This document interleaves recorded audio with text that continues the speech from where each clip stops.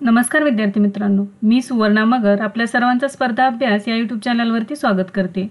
आज आहे 24 फेब्रुवारी। तर आपल्या डेली करंट अफेअर्सच्या सीरीजमधील काही महत्त्वाचे चालू घडामोडीचे घटक आज आपण अभ्यासूया। चला तर मग आजच्या व्हिडिओला सुरुवात करूया। विद्यार्थी मित्रांनो, आपण चालू घडामोडी 2025 अंतर्गत स्पर्धा अभ्यास 2025 अंक पहिला हे चालू घडामोडीचे एक बुक तयार केलेले आहे। या बुकमध्ये आपण जानेवारी महिन्यातील सर्व करंट अफेअर्स वन लाइनरमध्ये घेतलेले आहेत। तर या पुस्तकाचा नक्कीच लाभ घ्या। हे पुस्तक आपल्याला मार्केटमध्ये उपलब्ध आहे। तर आजचा फर्स्ट क्वेश्चन आहे, 98वे अखिल भारतीय मराठी साहित्य संमेलन कोठे आयोजित करण्यात आले? तर या प्रश्नाचे योग्य उत्तर आहे पर्याय क्रमांक 3, नवी दिल्ली। 21 फेब्रुवारी 2025 रोजी 98वे अखिल भारतीय मराठी साहित्य संमेलनाचे उद्घाटन पंतप्रधान नरेंद्र मोदी यांच्या हस्ते नवी दिल्लीत झाले। तर हे जे संमेलन आहे हे 21 ते 23 फेब्रुवारी दरम्यान हे संमेलन आयोजित करण्यात आले। या संमेलनाच्या अध्यक्ष होत्या डॉक्टर तारा भवाळकर, स्वागताध्यक्ष होते शरद पवार आणि प्रमुख पाहुणे होते मुख्यमंत्री देवेंद्र फडणवीस। सरहद या संस्थेने संमेलनाचे आयोजन केलेले होते। 71 वर्षानंतर राष्ट्रीय राजधानीमध्ये हे संमेलन आयोजित करण्यात आलेले आहे। मराठी साहित्य संमेलनात पुणे ते दिल्ली असा प्रतिकात्मक साहित्यिक रेल्वे प्रवास देखील समाविष्ट आहे, ज्यामध्ये 1200 सहभागी साहित्याच्या एकात्मक भावनेचे दर्शन घडवतात। यामध्ये 2600हून अधिक कविता सादर केल्या जातील, 50 पुस्तके प्रकाशित केली जातील आणि 100 पुस्तकांचे स्टॉल उभारले जातील। तर या ठिकाणी लक्षात ठेवा विद्यार्थी मित्रांनो की हे जे 98वे अखिल भारतीय मराठी साहित्य संमेलन आहे, तर अखिल भारतीय मराठी साहित्य संमेलनाची आवृत्ती किती होती? तर 98वी होती। कालावधी होता 21 ते 23 फेब्रुवारी। ठिकाण होते नवी दिल्ली। अध्यक्ष होत्या डॉक्टर तारा भवाळकर, स्वागताध्यक्ष होते शरद पवार, प्रमुख पाहुणे मुख्यमंत्री देवेंद्र फडणवीस आणि उद्घाटन कोणी केलेले आहे? तर पंतप्रधान नरेंद्र मोदी यांनी। नेक्स्ट क्वेश्चन आहे, अलीकडेच कोणता देश ओपेक प्लस मध्ये सामील झाला आहे? तर या प्रश्नाचे योग्य उत्तर आहे पर्याय क्रमांक 2, ब्राझील। फेब्रुवारी 2025 मध्ये ब्राझील हा ओपेक प्लस मध्ये सामील झालेला आहे, म्हणजेच ओपेकच्या युतीमध्ये सामील झालेला आहे। UN COP30 हवामान शिखर परिषद 2025चे आयोजन करण्यापूर्वी ब्राझील यामध्ये सामील झालेला आहे। संयुक्त राष्ट्रांची परिषद बदल परिषद ही 10 ते 21 नोव्हेंबर 2025 दरम्यान ब्राझीलच्या बेलेम येथे होणार आहे। तर या परिषदेच्या आधी ब्राझील हा देश ओपेक युतीमध्ये सामील झालेला आहे। ओपेक प्लस ही organization of the petroleum exporting countries आणि बिगर ओपेक तेल उत्पादक देशांची युती आहे। याचे उद्दिष्ट काय आहे? तर जागतिक तेलाच्या किमती स्थिर करणे आणि तेल उत्पादन व्यवस्थापित करणे।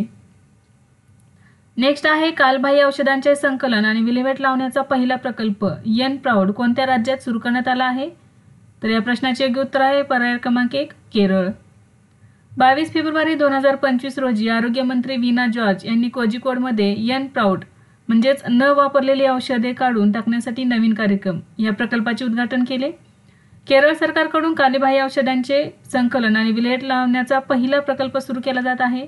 सरकारी पातळीवर अशी योजना राबवणारे केरळ हे भारतातील पहिले राज्य आहे। देशात पहिल्यांदाच राज्य औषध नियंत्रण विभाग घरातून कालबाह्य आणि न वापरलेली औषधे शास्त्रीय पद्धतीने गोळा करून त्यांची विल्हेवाट लावण्याचा प्रकल्प सुरू करत आहे। कोझिकोड जिल्ह्यातील कोझिकोड महानगरपालिका आणि उलियेरी पंचायतमध्ये हा प्रकल्प पहिल्यांदाच राबवला जात आहे आणि हा प्रकल्प सक्सेस झाल्यानंतर पूर्ण राज्यामध्ये राबवण्यात येणार आहे। अशा प्रकारे गोळा केलेल्या औषधांवर केरळ इन्व्हायरो इन्फ्रास्ट्रक्चर लिमिटेडच्या कचरा प्रक्रिया संयंत्रात शास्त्रोक्त पद्धतीने प्रक्रिया केली जाईल, ज्याला केंद्र आणि राज्य पर्यावरण विभागाने मान्यता दिलेली आहे।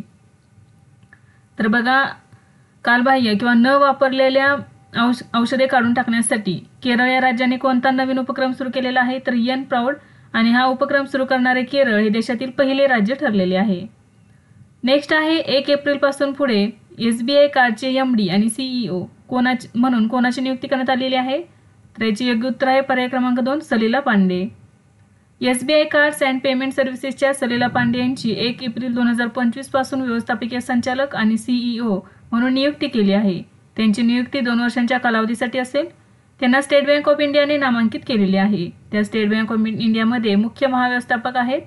SBI cards and payment services limited ही भारतातील एक आघाडीची क्रेडिट कार्ड कंपनी आणि पेमेंट सेवा प्रदाता आहे। याची स्थापना मे 1998 मध्ये झाली आणि याचे मुख्यालय आहे गुडगाव।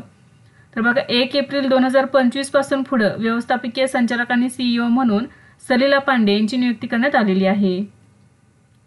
नेक्स्ट आहे, स्पोर्ट्स स्टार्स पुरुष ऑफ द इयर 2025 पुरस्कार कोणाला मिळाला आहे? तर याचे योग्य उत्तर आहे पर्याय क्रमांक 1 PR Sreejesh. Sports stars aces of the year पुरस्कार ऑफ द इयर 2025 कोणाला देण्यात आलेले आहेत बघूया आपण आता. Sports star of the year पुरुष PR श्रीजेश हॉकी.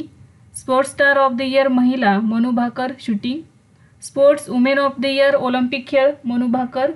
वर्षातील सर्वोत्कृष्ट खेळाडू महिला गैर ऑलिम्पिक खेळ दिव्या देशमुख शतरंज. वर्षाचा सर्वोत्तम खेळ व्यक्ती ऑलिम्पिक खेळ स्वप्नील कुसळे आणि सरबजोत सिंह. विशेष सन्मान गेम चेंजर पुरस्कार जय शहा. सर्वोत्तम राज्य खेळ प्रोत्साहन मध्य प्रदेश. सर्वोत्तम कॉर्पोरेट खेळ प्रोत्साहनासाठी रिलायन्स कंपनीला देण्यात आलेला आहे पुरस्कार. सर्वोत्तम PSU खेळ प्रोत्साहन रेल्वे स्पोर्ट प्रमोशन बोर्ड. सर्वोत्तम विद्यापीठ खेळ प्रोत्साहनासाठी कलिंगा इन्स्टिट्यूट ऑफ इंडस्ट्रियल टेक्नॉलॉजीला देण्यात आलेला आहे पुरस्कार. सर्वोत्तम वर्षातील खेळाडू महिला पॅरा खेळ अवनी लेखरा शूटिंग. क्लब राज्य team of the year Mumbai cricket team 2023-24 Ranji trophy champions. राष्ट्रीय टीम ऑफ द इयर भारतीय पुरुष आणि महिला शतरंज टीम 45वी शतरंज ऑलिम्पियाडमध्ये सुवर्णपदक जिंकलेले आहे. सर्वोत्तम वर्षातील युवा खेळाडू पुरुष परार्थ मानेक शूटिंग. सर्वोत्तम वर्षातील युवा खेळाडू महिला नेहा सांगवान कुस्ती. लाईफ टाईम अचिव्हमेंट अवॉर्ड पुरुष Gurbaksh Singh hockey. Life time achievement award महिला Mary D'Souza Sequeira hockey. Super achievers para athletics Avani Lekhara shooting Navdeep Singh para athletics आणि हरविंदर सिंह पॅरा आर्चरी. प्रेरणादायी icon award PV Sindhu badminton आणि वर्षातील सर्वोत्तम coach Jaspal Rana shooting. Next question आहे अलीकडेच कोणत्या संस्थेने वन मॅन ऑफिस उपक्रम सुरू केला आहे. तर याचे योग्य उत्तर आहे पर्याय क्रमांक 3 LIC. 17 फेब्रुवारी 2025 रोजी भारतीय जीवन विमा महामंडळाने वन मॅन ऑफिस ऑनलाईन सेवा सुरू केली. या उपक्रमाचे उद्दिष्ट LICच्या विक्री दलाला सक्षम करणे आणि पॉलिसीधारकांसाठी 24 तास अखंडित डिजिटल सेवा सुनिश्चित करणे हे आहे. वन मॅन ऑफिस हे एक डिजिटल प्लॅटफॉर्म आहे जे एजंट आणि विक्री सहयोगींना पॉलिसी विकण्यास व्यवसायाचा मागोवा घेण्यास आणि 24 तास अखंड ग्राहक सेवा प्रदान करण्यास सक्षम करते. नेक्स्ट आहे आशिया मिश्रित सांघिक बॅडमिंटन चॅम्पियनशिप 2025 कोणी जिंकली. तर याचे योग्य उत्तर आहे पर्याय क्रमांक 2 इंडोनेशिया. इंडोनेशियाने आशिया मिश्र सांघिक बॅडमिंटन स्पर्धेत चीनचा 3-1 असा पराभव करून प्रथमच विजेतेपद पटकावले आहे. चीनच्या किंगदाओ येथील कॉन्सून स्पोर्ट्स सेंटरमध्ये अंतिम सामना झालेला आहे. तर यामध्ये कांस्य पदक विजेते राहिलेले आहेत जपान आणि थायलंड हे देश. नेक्स्ट आहे अपेडाने प्रथमच भारतीय डाळिंबाची सागरी खेप कोणत्या देशाला पाठवली आहे. तर याचे योग्य उत्तर आहे पर्याय क्रमांक 4 ऑस्ट्रेलिया. कृषी आणि प्रक्रिया केलेले अन्न उत्पादने निर्यात विकास प्राधिकरण म्हणजेच अपेडाने सागरी मार्गाने ऑस्ट्रेलियाला प्रीमियम सांगोला आणि केशर डाळिंबाची भारतातील पहिली व्यावसायिक चाचणी यशस्वीरित्या पूर्ण केली आहे. ॲग्रोस्टार आणि KB एक्सपोर्ट्सच्या सहकार्याने हे पूर्ण केले आहे. ऑस्ट्रेलियाला भारतीय डाळिंब निर्यातीसाठी बाजारपेठ उपलब्ध झाल्यानंतर फेब्रुवारी 2024 मध्ये ऑस्ट्रेलियाला डाळिंब निर्यात करण्यासाठी कृती योजना आणि मानक कार्यप्रणालीवर स्वाक्षरी करण्यात आली होती. अपेडा ही भारत सरकारच्या वाणिज्य आणि उद्योग मंत्रालयाच्या अंतर्गत एक वैधानिक संस्था आहे. नेक्स्ट क्वेश्चन आहे 9वा आशियाई आर्थिक संवाद 2025 कोठे आयोजित करण्यात आला. या प्रश्नाचे योग्य उत्तर आहे पर्याय क्रमांक 3 पुणे. महाराष्ट्रातील पुणे येथे 9वा आशियाई आर्थिक संवाद आयोजित करण्यात आला होता. हा संवाद 20 ते 25 फेब्रुवारी दरम्यान आयोजित करण्यात आला. केंद्रीय मंत्री पियुष गोयल यांनी 9व्या आशियाई आर्थिक संवादाला संबोधित केले.